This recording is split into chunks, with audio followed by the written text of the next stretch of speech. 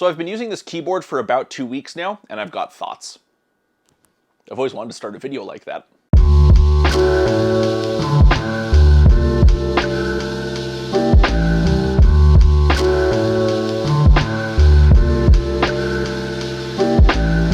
Earlier this week, I released my typical format, hour-ish long build video about the mode tempo, and today I want to talk about some of the finer points of the board. When I finished shooting that build video, I wasn't so sure I was going to need one of these shorter format review videos as well, but now that I've been using it as my daily driver for about 2 weeks, the very existence of this video should be indicative that, as it turns out, I do have thoughts. Before we dig in, Mode did send me this board, as well as a set of keycaps and switches for it, in exchange for my services creating a video about it. That contract was fulfilled by the creation of the aforementioned build video, but still want to remind you that Mode does not get to see my videos before release, no money changed hands, and Mode has not placed any expectations upon me for the tone and outcome of this video, or any others. Let's get into it.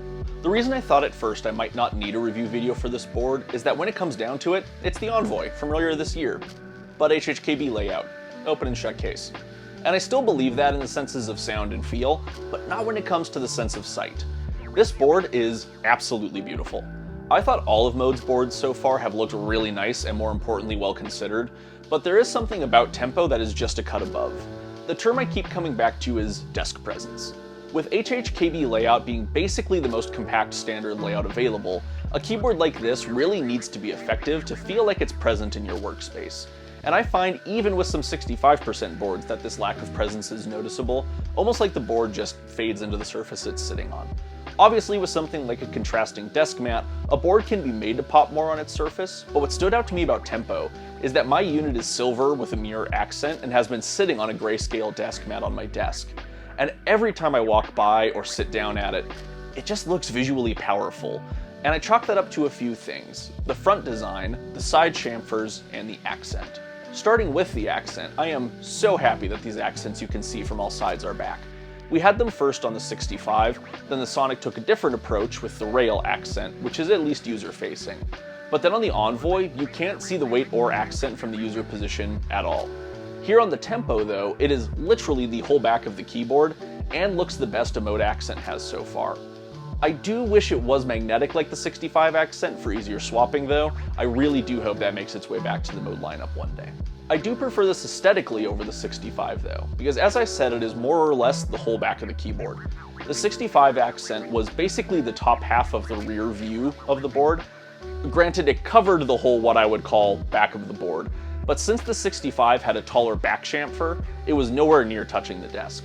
On the tempo, that accent goes from the top of the keyboard basically all the way down to the desk, and follows the fillets around the sides of the board. On a specific note to my configuration here, when the Sonic came out, one of the configs I considered was a silver top with mirror accent and bottom, which is basically where I ended up with my tempo.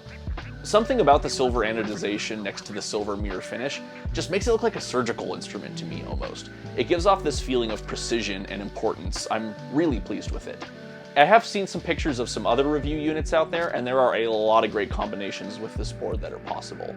But something about the silver on silver just hits right for me. Let's touch on the side chamfers next, as they lead, literally, into the front design of the board. In my build video, I kind of obsess over how these chamfers look.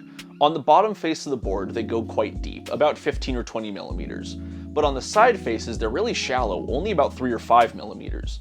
This gives the chamfers quite large faces, but when the board is on the desk, they have the effect of looking quite shallow and swooping, almost how stealth bombers look to me. This accomplishes two things that I find quite visually striking about tempo. First, the side faces have this hovering effect to them. Because the chamfers are so shallow from the sides, the board casts a shadow on the surface it's sitting on, creating this visual void below the board's outer edges that almost make it look like the whole board is hovering above the desk surface, and that chamfer also creates some contrast between the board and the surface it's sitting on as well. And second, since the chamfers go down the whole side of the board and clear through the front face, they create this statuesque, brutalist appearance that I absolutely love. This point also relates to the front design in general, specifically these deep cut chamfers being visible from the front, combined with the lack of an actual front chamfer on the board, unlike the Envoy. They work together to create this sort of stealth bomber profile that I mentioned before, and additionally it grants some symmetry between the front and back of the board. The front face comes straight down from the top of the board right to the desk, just like the accent does as previously mentioned. So all that to say, without having literally every single mode part in front of me to build all the boards and all the same configurations and make sure the material finishes aren't playing a trick on me here, aesthetically this is my favorite mode keyboard yet.